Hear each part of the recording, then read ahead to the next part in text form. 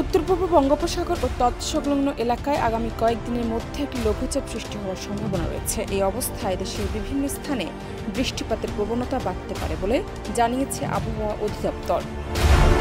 LME certified বিশ্বসেরা কপারে তৈরি Walton cables, যা আপনার স্থাপনাকে রাখবে সব সময় নিরাপদ। মৌসুমী বায়ুর অক্ষ বর্তমানে উত্তরপ্রদেশ, বিহার, পশ্চিমবঙ্গ এবং বাংলাদেশের মধ্যাঞ্চল হয়ে আসাম পর্যন্ত বিস্তৃত। এর একটি বর্ধিতাংশ পৌঁছেছে উত্তর বঙ্গোপসাগর পর্যন্ত। বর্তমানে মৌসুমী বায়ু বাংলাদেশের উপর মোটামুটি সক্রিয় এবং উত্তর বঙ্গোপসাগরে এটি মাঝারি অবস্থায় রয়েছে।